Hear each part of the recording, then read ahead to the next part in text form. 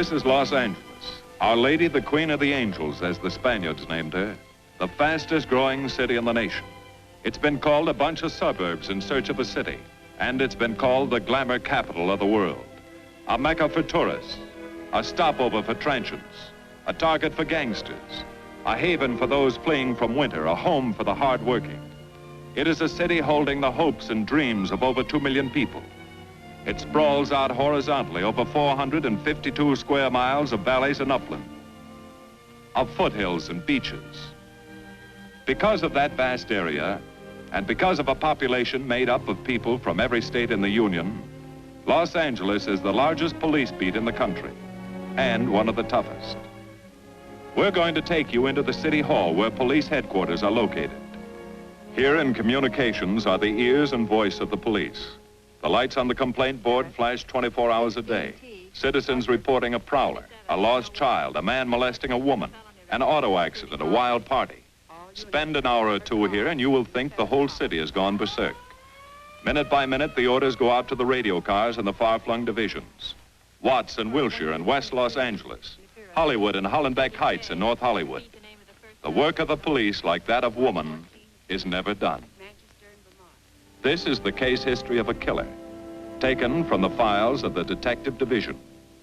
The facts are told here as they happen. The story properly starts here in Hollywood Division headquarters at 1 o'clock of a June morning last year. Officer Robert Rollins had finished his tour of duty and signed out. It had been a tough day. He'd be glad to get home. His wife would be waiting up for him as she always did.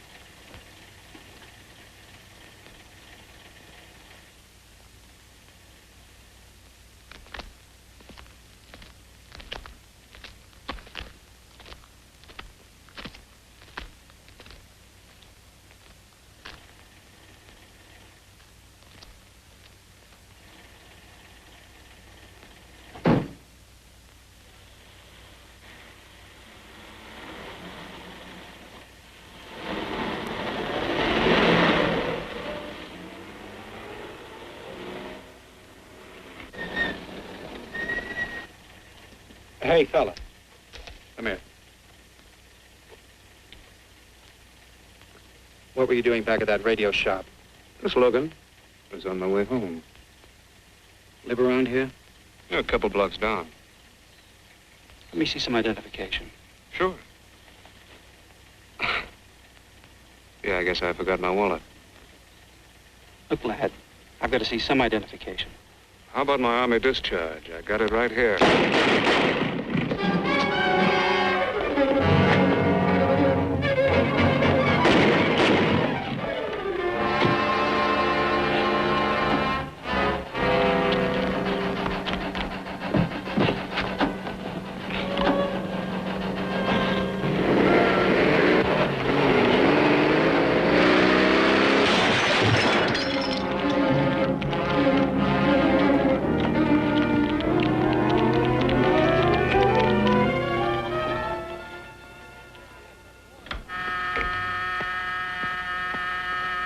Police Department, Operator 27. I want to report the shooting of a policeman. Hold on, please. Give me that again, please. I'm calling to report the shooting of a policeman. What's the address? 5057 State Street, just west of Santa Monica. Just a minute. Receiving hospital. Operator 2. Operator 27, 5057 State Street, 5057 State Street. An officer has been shot. Send an ambulance. All units in the vicinity of State Street, Santa Monica Boulevard. Proceed at once to 5057 State Street, 5057 State Street. An officer shot. Code 3.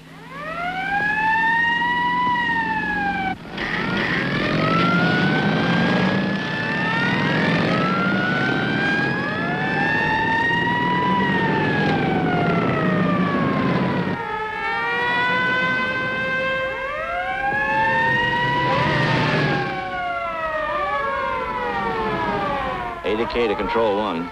Control 1 to 80K. Go ahead. This is Breen. Instruct homicide to throw out a dragnet and pick up all suspicious characters in the area of the shooting. Also notify Sergeants Marty Brennan and Chuck Jones to report to me at the scene of the crime. Control 1 to 80K. Roger.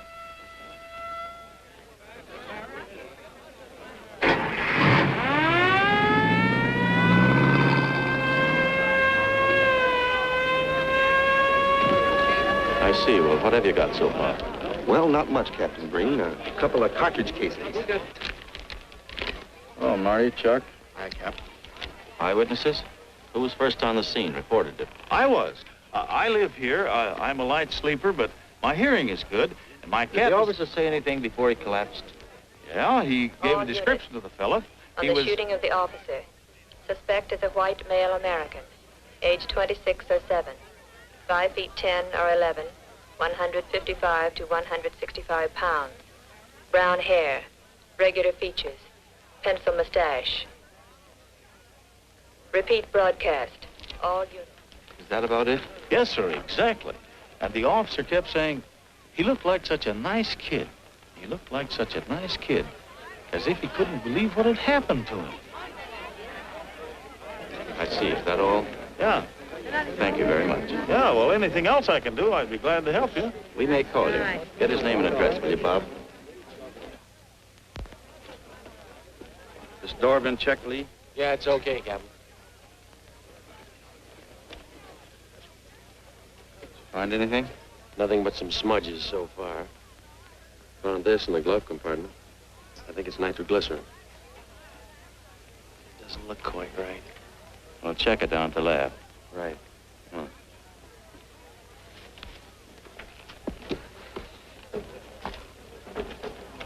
Open this up, Joe. No key, Captain. I'll try it open. Give me that bar, Frank.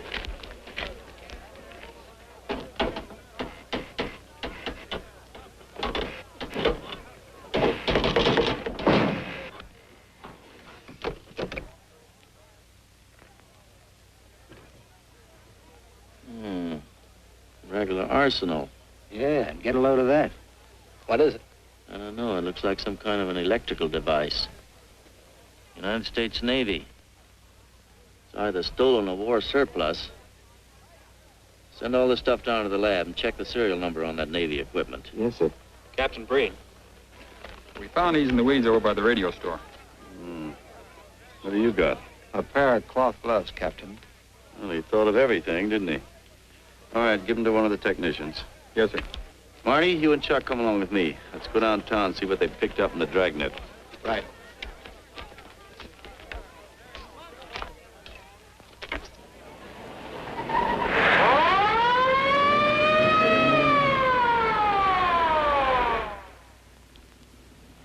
You know him, Marty? Yeah.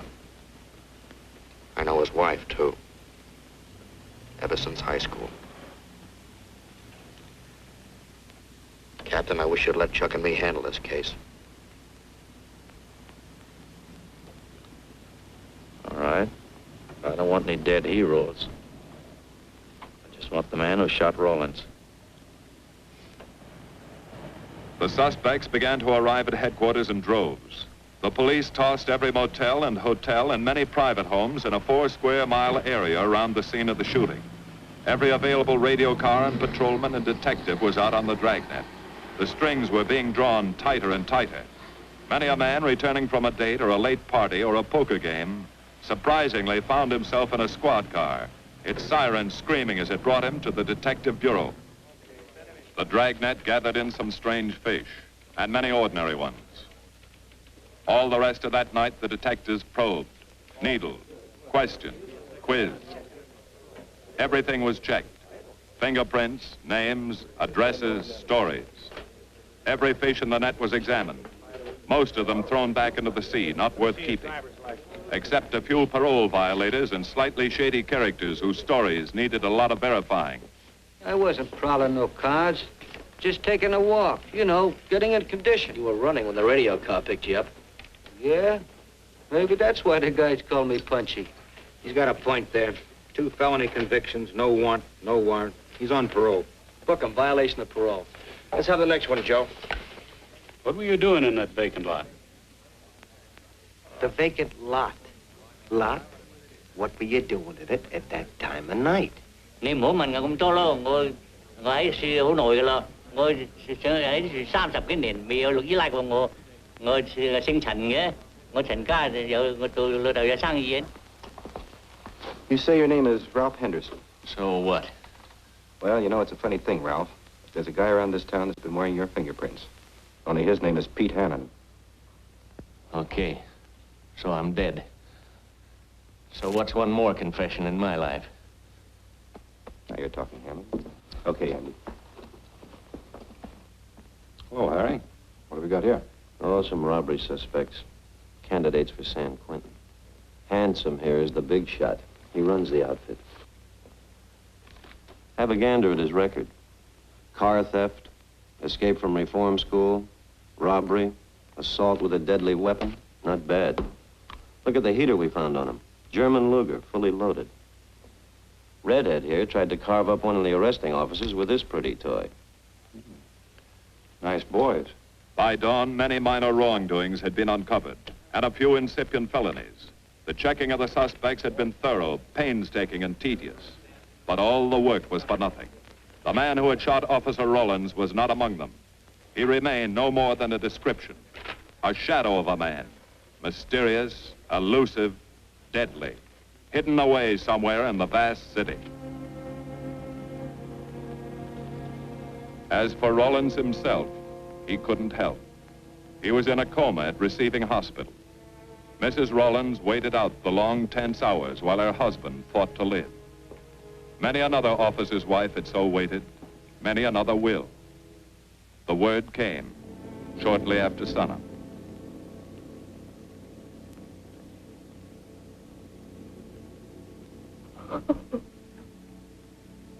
Oh.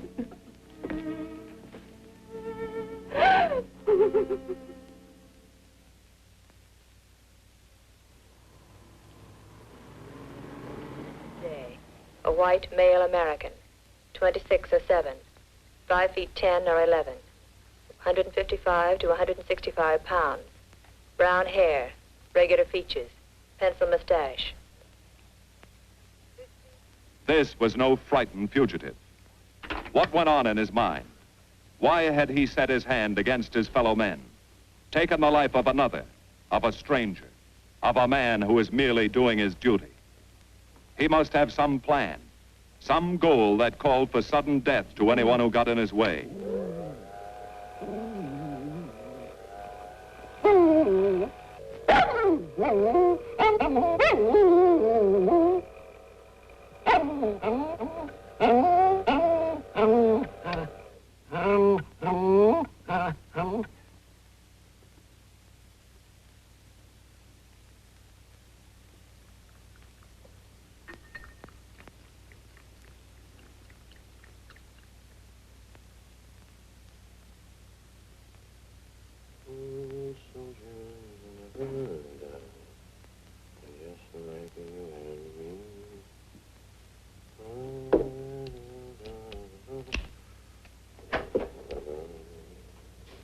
Good morning, boys.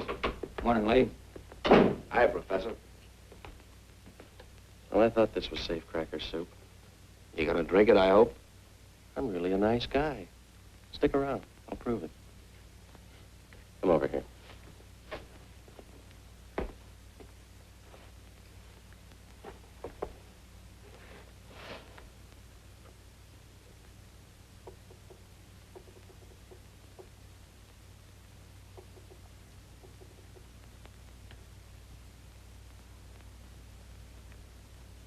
Hold this for me, will you, Chuck?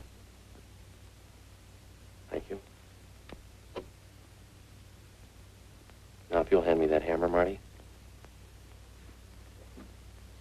Thank you.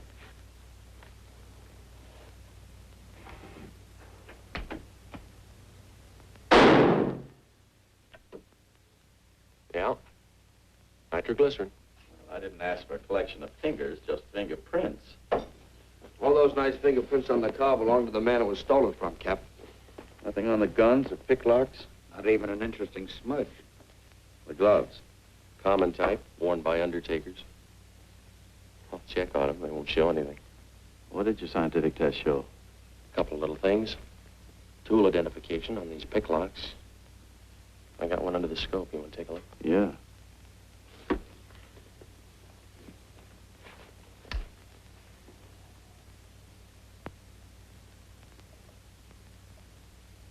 Take a look. I see. Well, it seems to tie the tool up with the lock. Now, if that microscope could only tell us who did it. I'm working on that. No, only an amateur would carry that liquid dynamite in a car. This boy's no amateur. Took the precaution of desensitizing it so it'll take normal shock. Took a lot of other precautions, too. No fingerprints, no identification, nothing definite. Except he's scientific. Knows electricity. Is inventive. Yeah. I'm happy on the trigger. This is Captain Breen. Get me Captain Stevens a burglary, will you? I hate to disappoint you, Lee, but I think you've come up with something. Hello, Steve. How are you? Did your daughter's marriage come off all right? Good. Look, Steve, on those burglaries of electrical equipment lately, were there any where picklocks were used to gain entry? Good. Well, let me know if there's another report of one, will you? I've got an idea the Rawlins killer may be tied in with those. Fine. And give my regards to the newlyweds, too. So long, Steve. Well, what are you waiting for? You've got a job, haven't you? Get going. Yeah, let's go, Junior. Hold this for me, will you, Lee? Thanks. And so, with no fingerprints and only a vague description to go by, Sergeant Brennan turned to the modus operandi file. A criminal, like any human being, has his own habit patterns, unconscious traits that can lead to his downfall.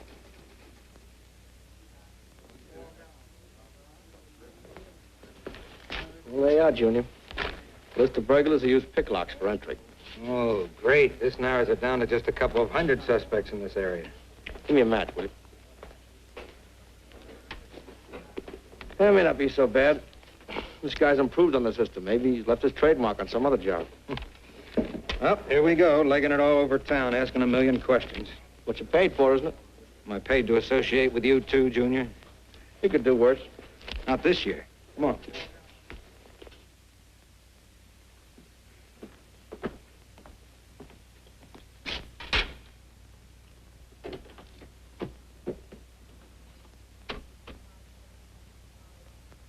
Car 12, car 12, in the 10,000 block on Mississippi. A 394-15 disturbance.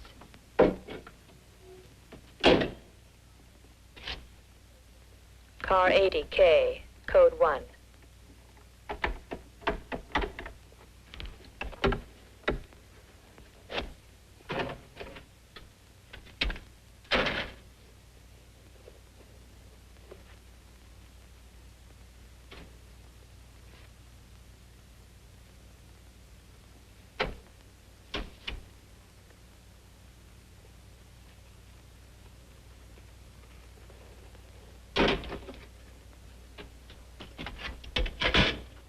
All units, on the broadcast of the suspect arrested in the shooting of Patrolman Rawlins.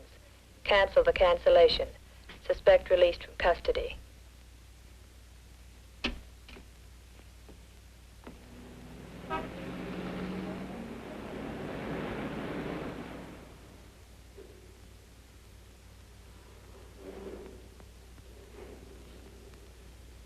Oh, hello, Mr. Martin. You find Mr. Reeves in the machine shop.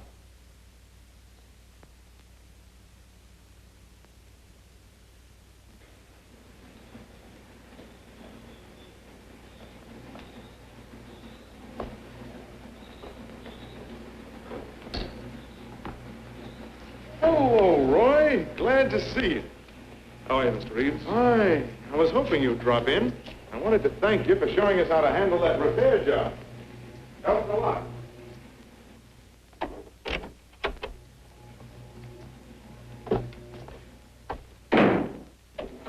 Oh, what have we got this time?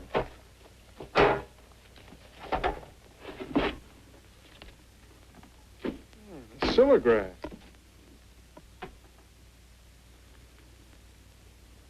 There are plenty of these around, Roy. Not like this one. Yes, I see. I suppose, as usual, you've added your own improvements. You know, it seems wrong that a man of your talents should bother consigning equipment for rental. I'd like to see you devote yourself entirely to experimental electronics. It'll come one day. I'll have a place like this. Well, why wait? I've got a pretty good setup here. You'd have modern equipment to work with, a lab, and my confidence. Thanks, Mr. Reeves. I have other plans. But, Roy, you can't tell where it'll lead. Might even work your way around to a percentage of the business. I like it this way. You just rent out my equipment. All right. All right. But if you should change your mind, I'm not likely to change my mind. I suppose you want me to set this up for rental, too. Mr. Reeves, you've already got 5 pieces of my equipment. And you'd like to know what results I've had from the rental so far, Well, I can't say as I blame you. I think you'll find this satisfactory. Satisfactory. Goodbye, Mr. Reeves. And you'll come back again soon, won't you? Sure. Oh, incidentally, how's that television projector coming along? The one you said would reflect a 12-foot image. Still working on it. I just wanted you to know I've already set up a rental on it. In fact, I think they'd like to buy. It'll come pretty high. Oh, money's no consideration with this customer.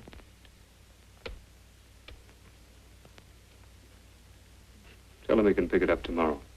I thought you said it wasn't finished yet. It'll be finished.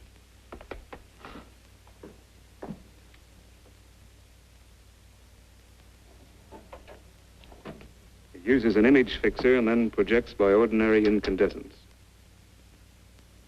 Roy, this is the best television projector I've ever seen. Let's hope that your customer thinks so. He will. Yes? Send him right in, Charlotte. There, you see, our customer is here, begging for the privilege of buying. Better be running along. I'm not much good at business. Oh, but Roy, he'll want to congratulate you. Just see that the price is right. All right, Roy. I'll get you a good deal. So long. See you.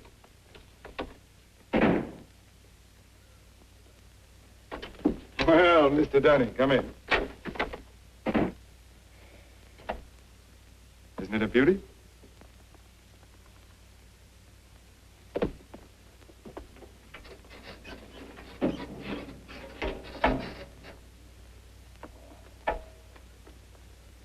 It's a beauty, all right. You like it? I certainly do like it. You see, it's mine. What do you mean? Let me have the police. I built it. Spent years on it. Oh, you must be crazy. Roy built this machine himself. Your friend's a crook, Paul. You've been taken in. Hello? Give me the burglary detail. Dear Jim, regarding your inquiry on a .38 caliber Smith & Wesson revolver, serial... Oh, come in, boys. Burglary detail just sent this report through. It's a man named Dunning reports tracing a stolen television projector to the Reeves Electronics Lab. Think it's a tie with the Rawlins case? Well, take a look at this fellow Reeves and see what gives. I'll notify burglary we're following up on it. Right. Come on, Junior. What else did he place with you for rental? Oh, a number of things. All war surplus that he bought on his veterans rating. Oh, is this more of his equipment? Yes. Yes, he left it here on consignment. I'm sure that Roy can explain everything. Well, maybe he can, Mr. Reeves, if you'll tell us where he lives. But I don't know. Mr. Martin's on the phone, sir. I'd better talk to him. I think so, Mr. Reeves. I'll take it in the superintendent's office.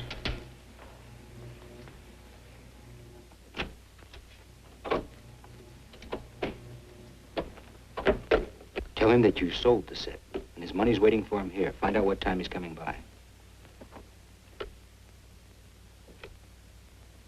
Put Mr. Martin on.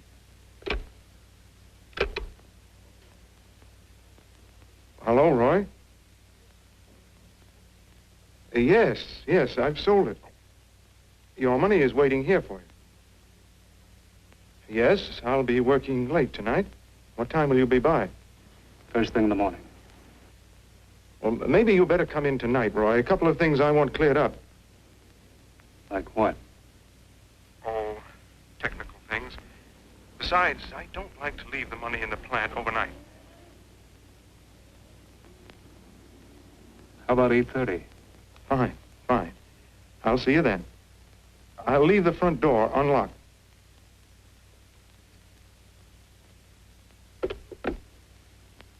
You'll be here at 8:30.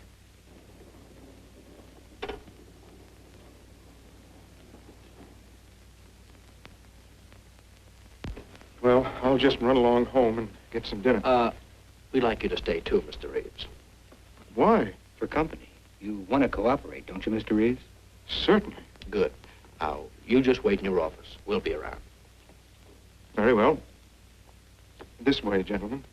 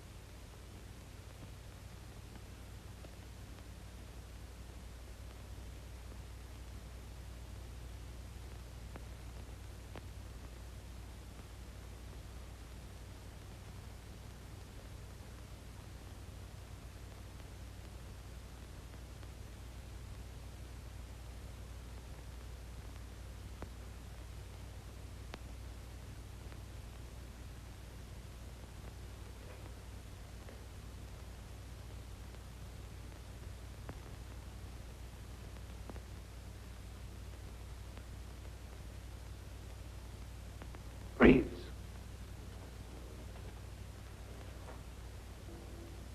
Is that you, Roy?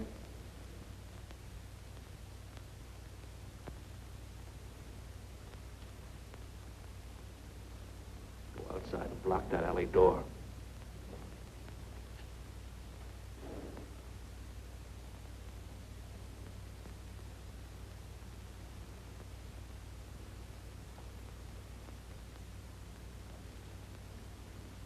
Where are you, Roy?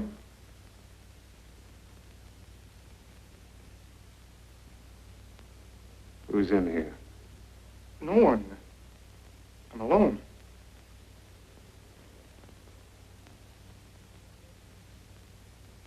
Come on in. I've got your money for you. Bring it out here. All right. Just a minute.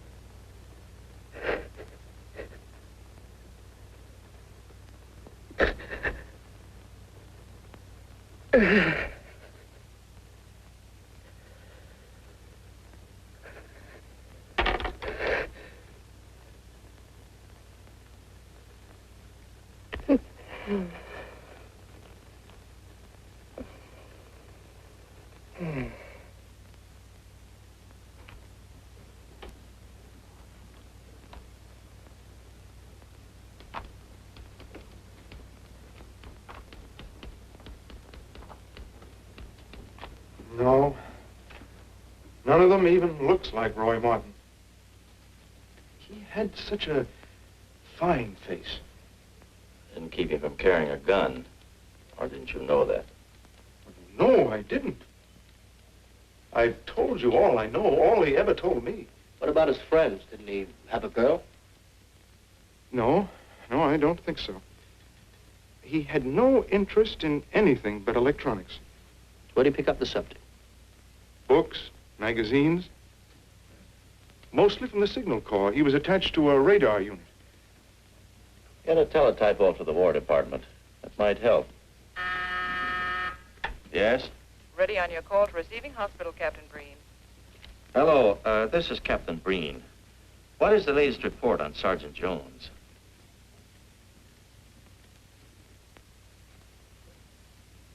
I see.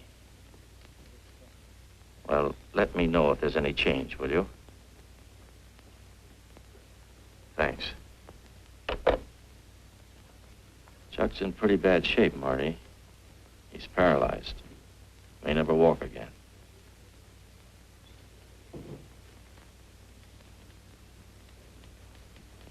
Oh, I'm sorry. It's funny that Martin showed up at 7 when he told you he wouldn't be there till 8:30. I don't know why. Except he was always unpredictable. I'll tell you why. Because you warned him. That's why he came early. That's why he came in the back way. But you heard me tell him the front door would be open. And the key to let him in the back way? He must have had one made. Why don't you tell us the truth? Marty.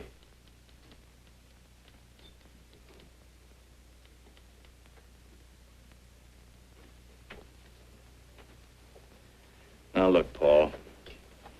You can make it a lot easier for us to believe your story if you'll just give us some facts. Something that might help us. I told you all I know. I've been gullible, all right, letting him make a fool of me. But I'd do anything to make up for what he did to Detective Jones. Sure you would. You can go now. Oh, thanks.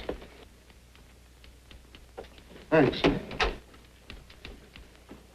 My friends, they can vouch for my character. That's good. We'll call you if we need you. Thank you very much.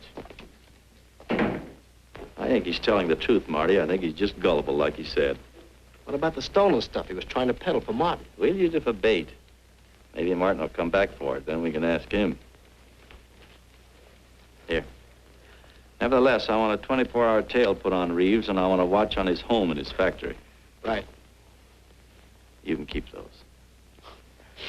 Okay, Captain.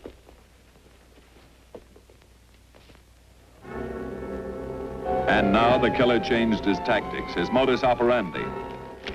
It would baffle the police. They always expected burglars to remain burglars, not go in for stick-ups. They'd never tie this up with him. So wearing a variety of disguises, coming and going like a shadow, ready to kill if cornered, he struck the bottle stores in a one-man blitz that had the robbery detail dizzy.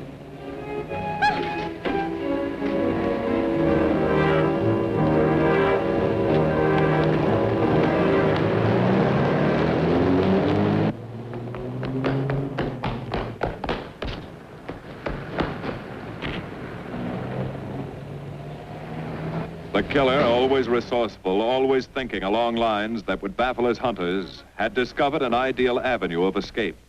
Under Los Angeles is a vast and intricate system of huge storm drains built to siphon off the flash floods of the rainy season. Many of the tunnels are large enough for 2 cars to drive abreast.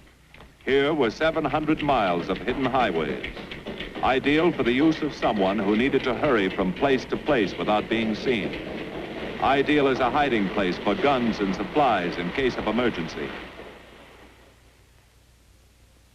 What is it, Lee? Well, the reason I asked you to come over is I think I've hit on something. An identification? No, not quite, but a tie-up. Now, These are the shells from the gun that killed Rawlins. These were fired in the liquor store holdup in which the bandit got away. And these were fired at Chuck. Now, as you know, every ejector, even in guns of the same model and caliber, is different. Each one leaves its own markings on the cartridge casing. Now look at these fine striations. This deep gouge. The same on all three. In other words, the man who killed Rawlins and the man who shot at Jones and Brennan, the stick-up who's blitzing the liquor stores are all the same man. Right. All we need to know is what that man looks like. Get me Chandler in robbery, will you? I've got an idea about that. Also, it'll give us a chance to see if Reeves is on the level with us. Steve, Breen, about those blitz holdups you're on. Round up all the victims and have them down here tonight, will you? Oh, it's just a little scheme. Thanks, Steve. That's good. Now sketch another one of the same type, only this time thin it out a little, huh? All right. Hi, Lee. How's it coming? Be ready for tonight? We'll be ready. Think it'll work? It should. Where'd you get the idea? From a kidnapping case in Chicago. But I thought these slides might be an improvement over the method they used. Could be. Captain thinks so. Good evening, ladies and gentlemen. May I have your attention for a moment, please? You've all been asked to sit in on a little experiment tonight. We're going to try to build a picture of a face. A face of a man who's cunning, resourceful, and deadly. He's a man who killed a police officer. Now, some of you he held up at the point of a gun. You may have seen his face, remembered something about it. And we want you to tell us exactly what you remembered. Whether it's his hair, eyes, nose, or mouth. And we're going to try to put those pieces together so that they add up into a picture of the face of the man we want. Now, you can see how we're depending on you. Lights? Now, first, we're going to concentrate on the type of hair our man had. And if the picture looks anything like his hair, I want you to speak right up. All right, the first slide, Lee.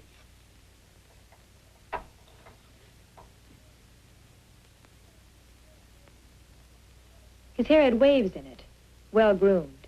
That's the idea, Miss Smith.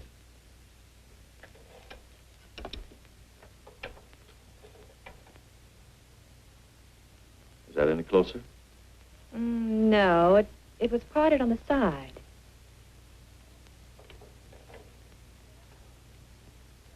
Oh, that's more like it, except it was thicker.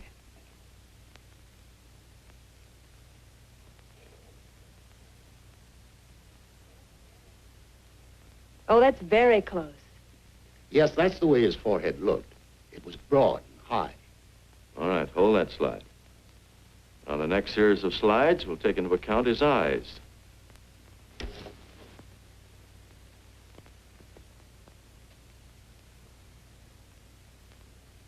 Oh, 1 minute, please. Wait, 1 minute. His eyes were a little like that. Maybe a little smaller, like beads. Go on, Lee.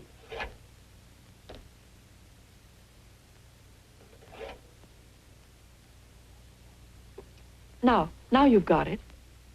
Now, hold that slide, Lee. Anyone else? That looks like him, only a little madder. He had a patch over one eye when he come into my my place of business. I remember noticing that the one showing was blue. Well, the guy that stuck me up had on horn-rimmed glasses. He was wearing a Band-Aid across his nose when he knocked me over. Uh-huh. All right, hold that, Lee. Well, so much for the eyes. Go ahead.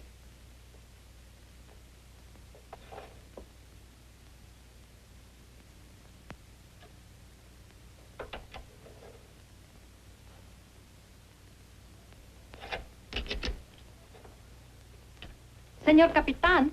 Yes, Miss Montalvo? Ay, ¿cómo se dice en inglés? A sus órdenes, señorita. Ah, qué bien. En este bandido, la nariz fue chata, como aquella, pero un poco más chata y más ancha. Like that, Captain, but more snubbed, wider. Try another one, Lee. Como aquella. Casi la misma. She says that's about it. Thank you very much, Miss Montalvo. Get Reeves.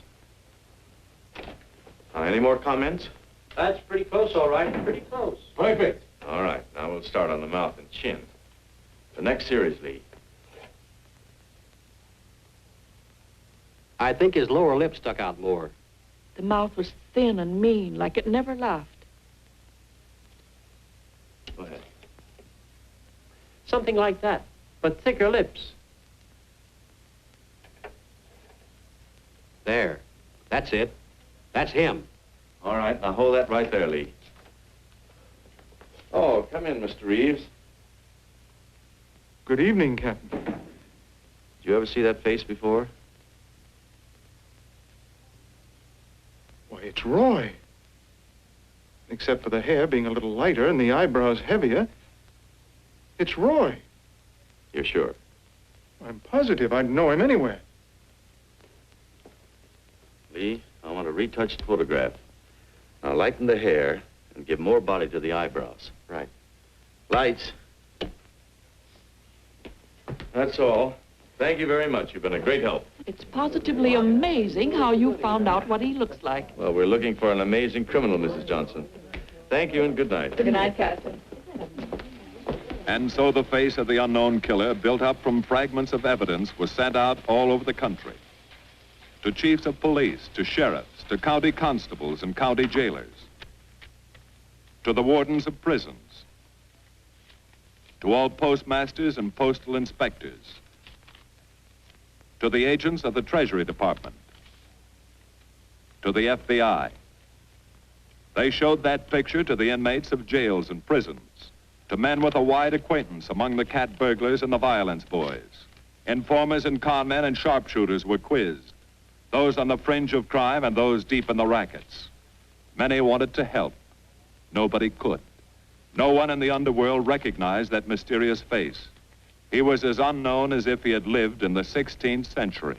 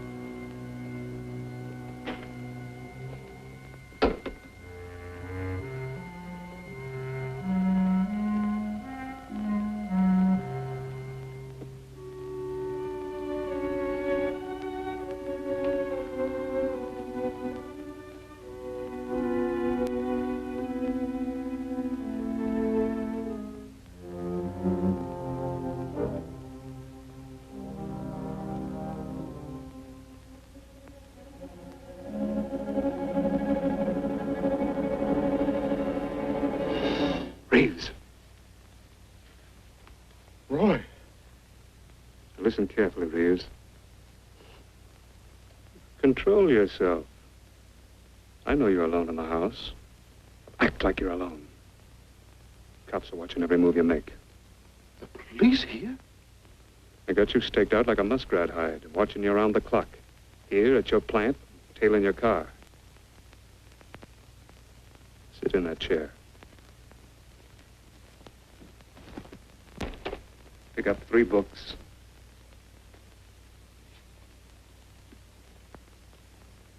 Don't look up and don't answer me. All right. But glance at the books.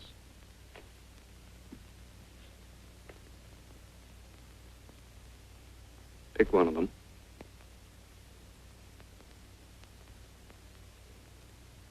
Okay. Now, that's the book you want to read before you go to bed. Now, get up and turn off the lamp.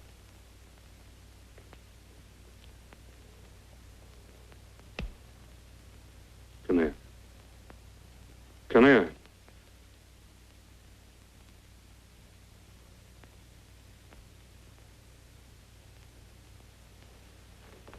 Go in the den.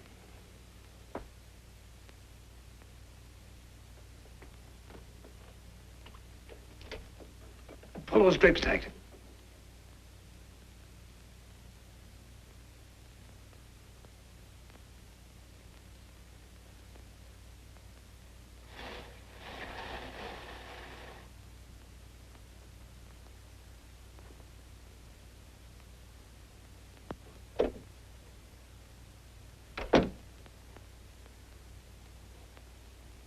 Now get away from him.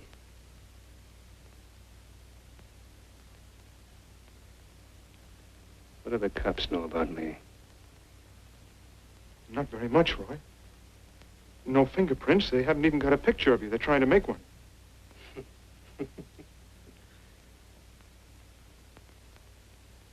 How much cash you got in the house? None. I never keep any cash in the house. It isn't good business. I suppose you think it was good business letting me walk into that trap. No, Roy, no. Don't do anything you'll regret. Now listen to me. It isn't too late. Give yourself up. Come to your senses before you kill someone else.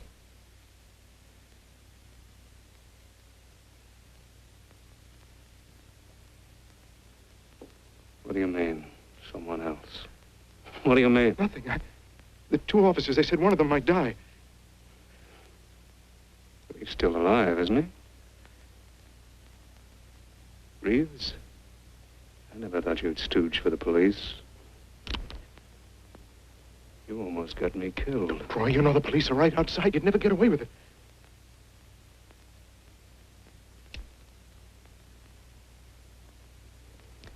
That's right. Now you're being sensible.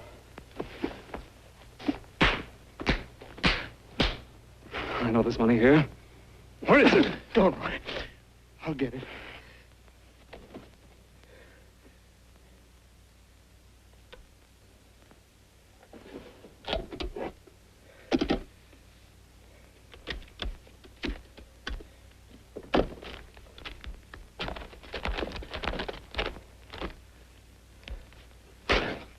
It's not enough. Stuff you've got in mind is worth thousands. I'll get more. Get it. Keep it handy. I'll be back next week and next month. But get it and have it ready. Just give me time.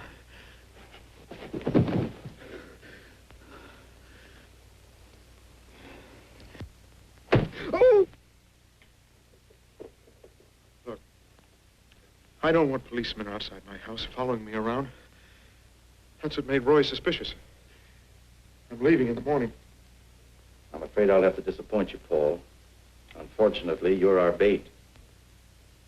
I won't do it. I've done enough. Look, no one's done enough until we find this killer.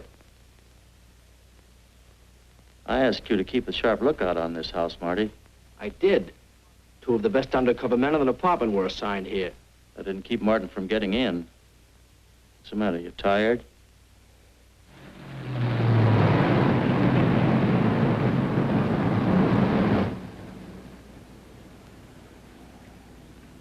You got any idea how long you've been on this case, Marty? Months. Long enough to have come up with something by this time. You know any more about the Rawlins killer than you knew the first week? Yeah.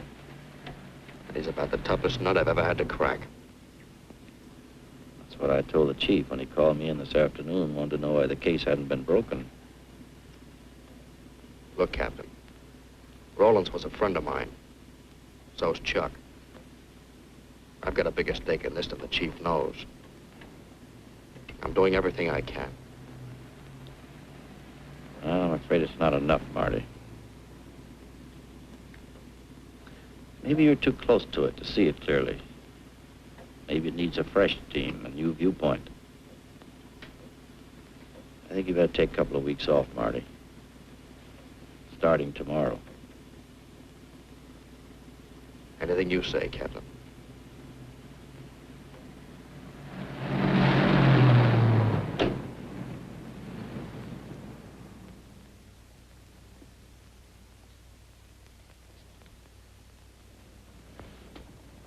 Hiya, Marty. Hi, Chuck. Meet Miss Scanlon, my new bodyguard. He's the one I've been telling you about. Oh, you mean the one with the steel trap brain? How do you do? Hello. Say, this guy been behaving? After a fashion. See, she takes me out in my go-kart, puts me to bed, wakes me up, dresses me. You're perfectly capable of dressing yourself now, Mr. Jones. I'll be back in a few minutes. Well, how's it been going, Junior? Oh, pretty good, Chuck, pretty good.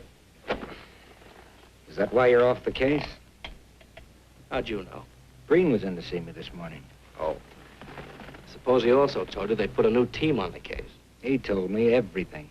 Yeah. Let's see what his new boys dig up. Well, maybe they'll examine the facts of the case a little more carefully. What facts? That our man's sharp? That he's intelligent and works alone? That he has no record, never leaves a fingerprint, and knows every move we make? Sure, plenty of facts, only they add up to nothing. Sure, forget it. You got yourself a 10-day vacation. Go on down to the beach, get a suntan. By the time you get back, the case will be broken. Isn't that what you want? You know better than that. All I know is what I hear. You sit there batting your gums about how the old man let you down. Maybe he's trying to wake you up. He's got a funny way of showing it. There you go, flying off the handle. Always taking things for granted. I wish I could get up and boot some sense into you. He knew what this case meant to me. He still does. That's why he's trying to get you mad enough to do something about it. You don't really figure that's his idea, do you? I know it is. Ah, it's a tough case, Chuck. Not an angle, nothing to go on. You'd know what I meant if you were out working with me. I have been working with you. That's all I've had to do lately, just sit around studying what little facts we have, trying to figure out who he might be. You know the kind of a guy we're up against, then.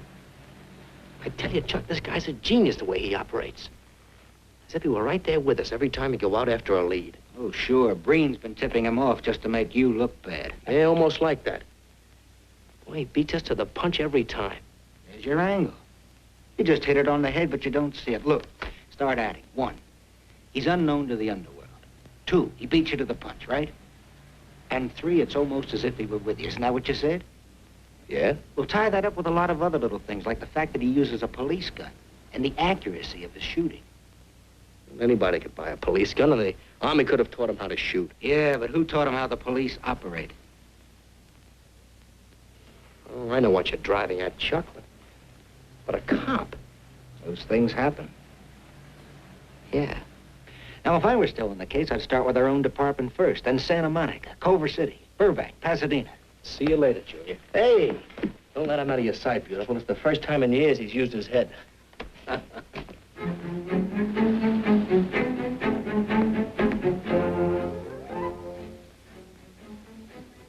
But you get a print of every mug we take. We always send L.A. a copy, Sergeant. It's personnel photos I want. You mean of our boys?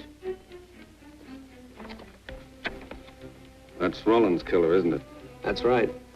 You've checked your own department. We did that first.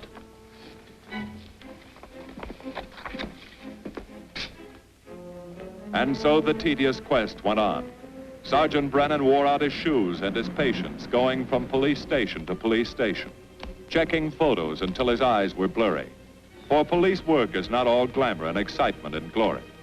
There are days and days of routine, of tedious probing, of tireless searching, fruitless days, days when nothing goes right, when it seems as if no one could ever think his way through the maze of baffling trails a criminal leaves. But the answer to that is persistence and the hope that sooner or later something will turn up, some tiny lead that can grow into a warm trail and point to the cracking of a tough case.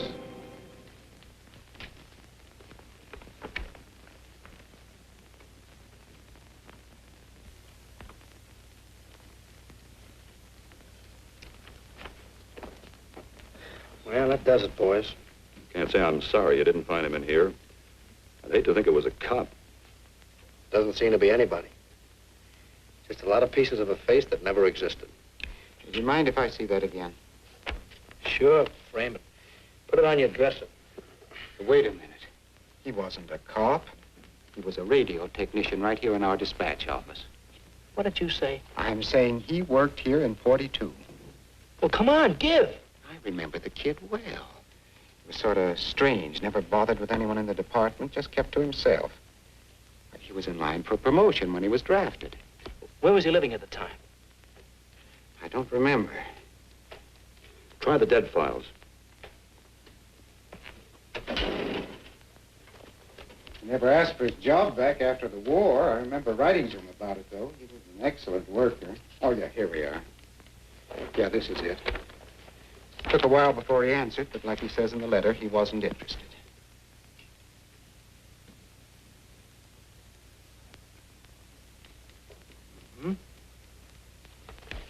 Postmarked Hollywood. No return address. What do you want us to do? All the work? Oh, thanks a lot, Freddie. Remember, he was a civilian employee.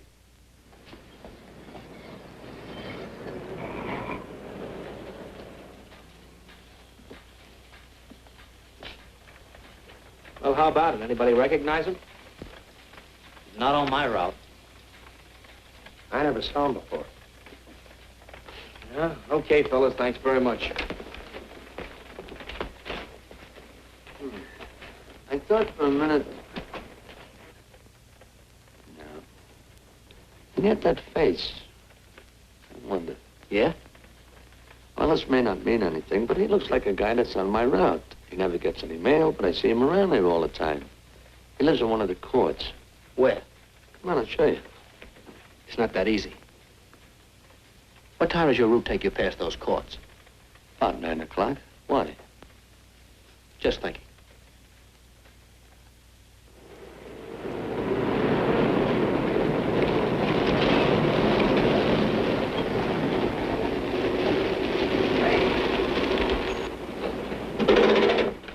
You got any chocolate milk? Sure have, buddy. Yeah. Thanks. Which apartment? Straight on back. Second in the yell. Number 7. Right. Kind of warm today, huh? Oh, it's not too bad for this time of the year.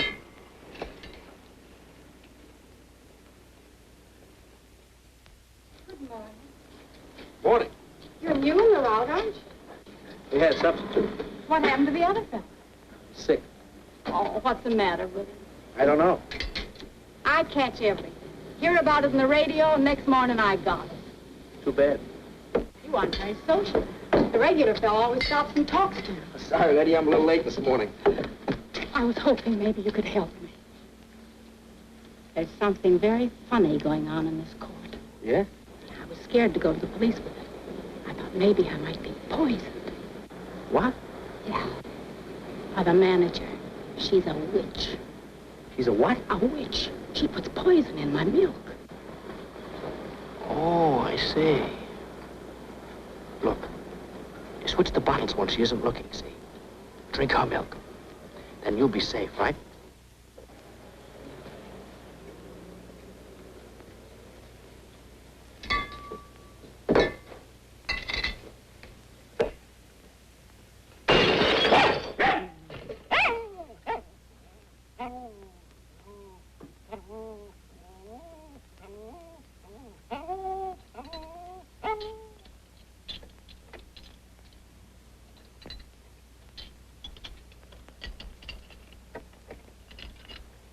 Why, I had a little accident. Got a mop, I'll clean it up. Leave it be. I'll clean it up myself. Okay, mister.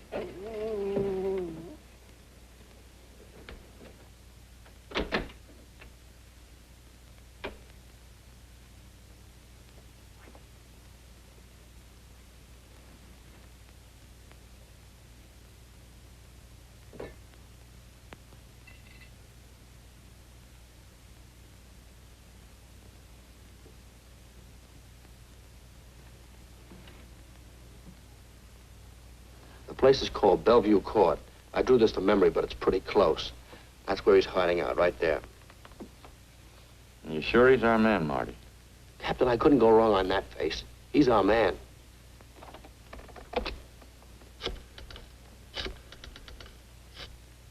Now, there are 5 cottages in this area, and 2, number 6 and 7, in the L at the end of the row. Our man lives in number 7. This building department plan will show you the whole layout. It's bounded on 3 sides by Fuller, Santa Monica, and Poinsettia. Now, the court is partly surrounded by a high wall. Breen, homicide. Good, you keep your eyes open until we get there. Morgan has just gone into his bungalow alone. Any questions? All right, you all have your instructions. Let's go.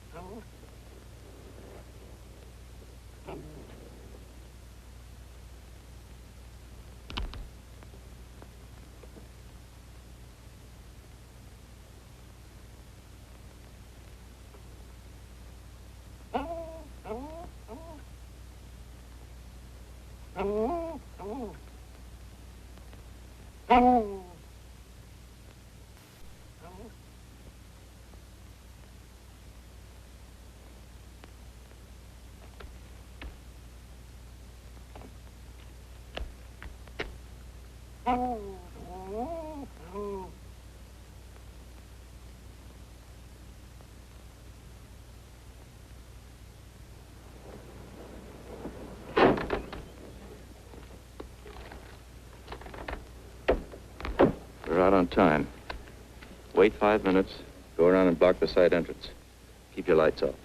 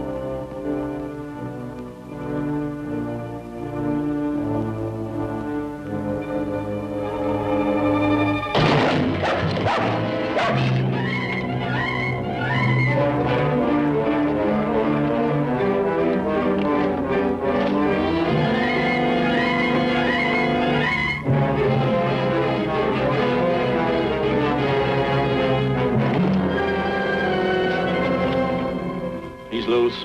I want a radio car in a hurry.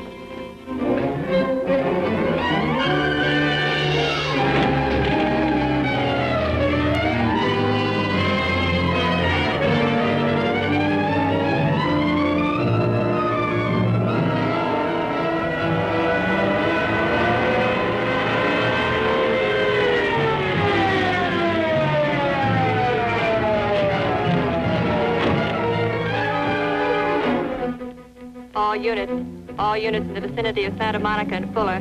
The murder suspect in the Rawlins killing is at large.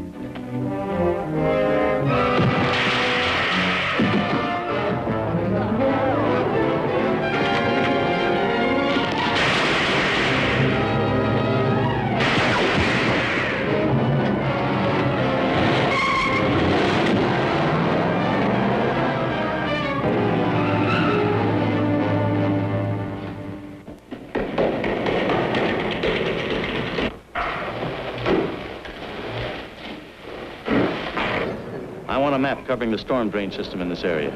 Get it and meet me at Venice and Garfield. Jones, Miller, you stay here in case he comes up for air. I want a man at every other drain entrance along this line. He's got to come up somewhere. Come on, Marty. You're driving.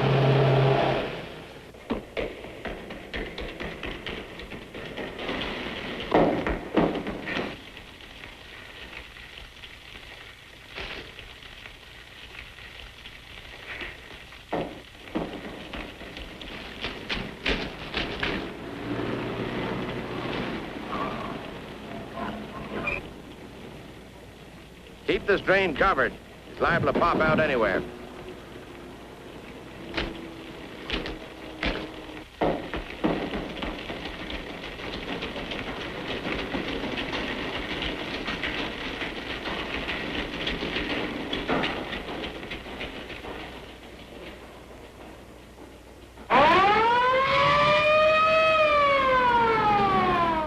Why Venice and Garfield, Captain? It's the main intersection of the system. We can head him off that way.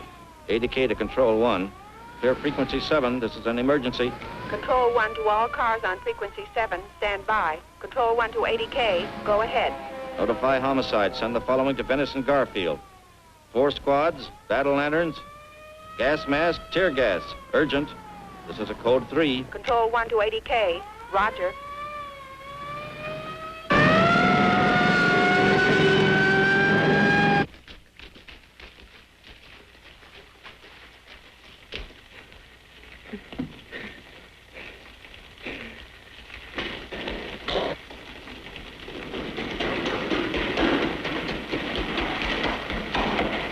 And he'll probably head down this main drain to where it comes out at the Rio Hondo. Now, you take your squad and cover that exit. Right. Keep all spare radio cars cruising back and forth along this main street. Watch the curb inlets. We'll go in here.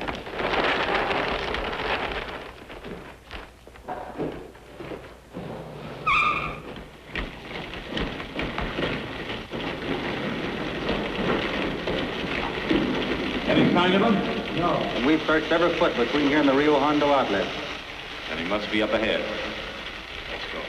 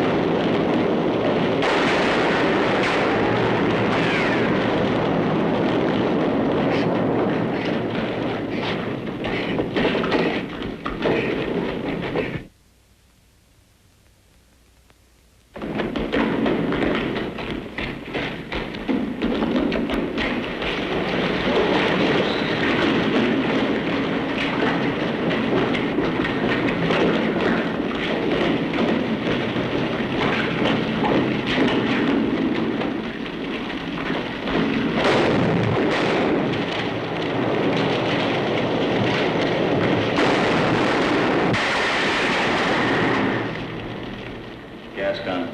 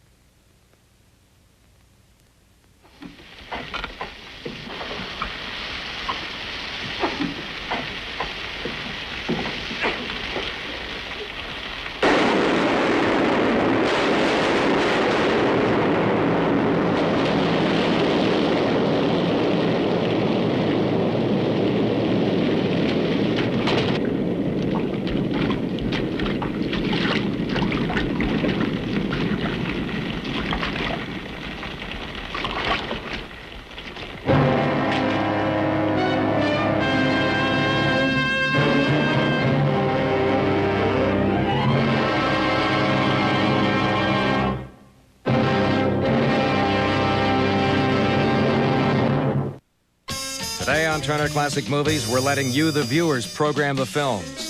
Divorcees Errol Flynn and Eleanor Parker get a shove from their little daughter in Never Say Goodbye.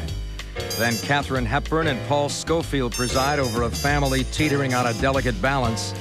And farmer Judy Garland rolls up her sleeves to help theatrical Gene Kelly with his summer stock. Turner Classic Movies plays to the audience here today.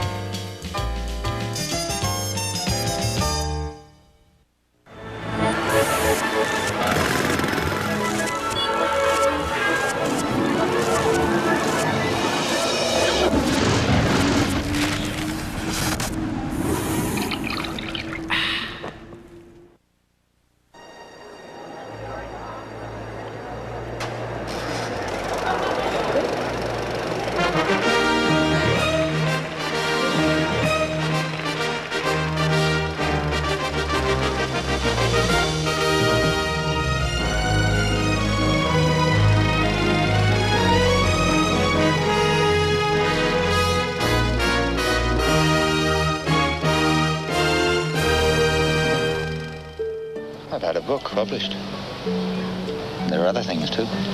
Oh, that'll not get you far. You need a high education to be a writer. Oh, I am sorry. I didn't mean that. Oh, you meant it, Nora. It's a common thought. It didn't make as much money as the others, but that is my favorite. It was a sweet, gentle little film. And you can imagine this. I'm this precocious brat from Australia, right? Who's become a Hollywood star. People don't really know I'm Australian. They want me to go to Ireland to play their hero, their greatest playwright, called Sean O'Casey. In the movie is Dame Edith Evans, Dame Flora Robeson, Sir Michael Ridley, Maggie Smith, Julie Christie's first picture, and the whole of the famous Dublin Abbey Theatre. And I'm playing the Irishman. People of Ireland, what think ye? Sound the trumpet, beat the drum, sing and be glad. What did they pay you for it? The mighty sum of 2 and 6. So scared, I couldn't believe it. So I hung out in these bloody Dublin pubs until I sounded more Dublin than they did. And then they finally accepted me. I said red and green, the colours of old Ireland. It was the sweetest, most enjoyable movie. I fell mad in love with Maggie. And it was just a joy. And it was Julie Christie's first American movie. And that was the time of the Carnaby Street and all the hippies and the flower children, and she was all with the cockneys and all that, you know. So she didn't pay much attention to old Rod. Oh, you're a terrible man altogether. And I'll never forget, there was a scene where my mother has died. And I have to go to the hawthorn tree that she always loved, with the little white blossoms. And I had to go and pay homage to me mum. And it was in this vacant lot in the slums of Dublin. And of course, the whole of the Dublin urchins and the kids and everybody were all watching, and it was tough to do, you know. And Jack Ford sitting there chewing his handkerchief with his eye patch. Roll him, come on, Rod. Let's get it on, come on. You walk to the tree. I said, I know, Jack. So I walked to the tree, and I slid off my cap, and I started to cry. I'm doing it again. And because it was a sweet, sweet scene, and Flora Robeson was so wonderful as the mother, and I started to cry. And I went on and on and on. And people watching. And finally I said, you know, geez, Jack, I mean, how many feet do you want? I mean, how long do you want me? He came over, he kicked me in the shins, and he said, you son of a bitch, you made me cry. That's a wrap. And he walked off the set. Everybody went home. To the living, Susan Cassidy. Woman and mother. And to her courage and her kindness and her gay heart. And here's to Johnny Cassidy and all the things he means to say and hopes to do.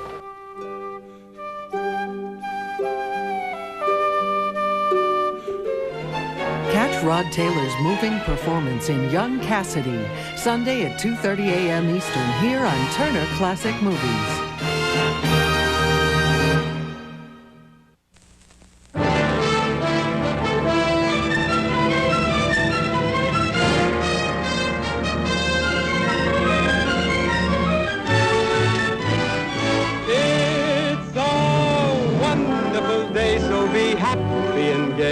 And you'll be much too busy for sorrow.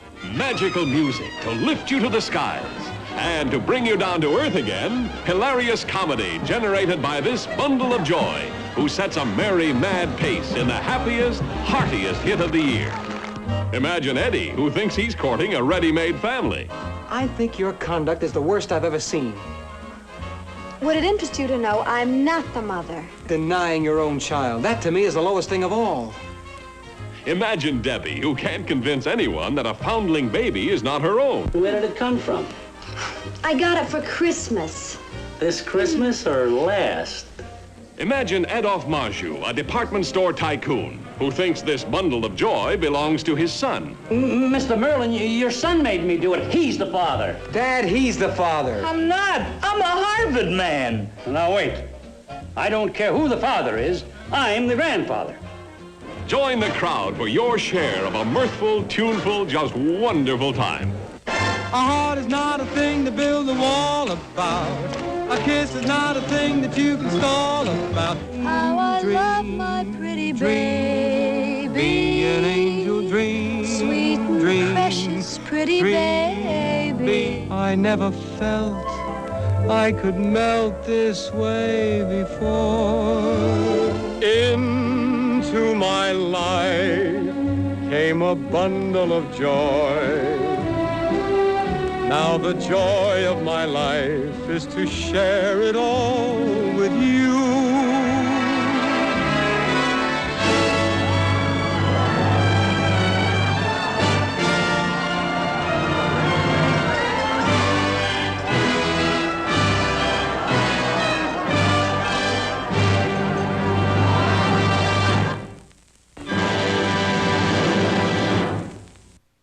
Hi there, I'm Robert Osborne. If you or someone you know is visually impaired, we want to alert you to something new here on Turner Classic Movies. Something that will help you experience and enjoy our classic movie programming.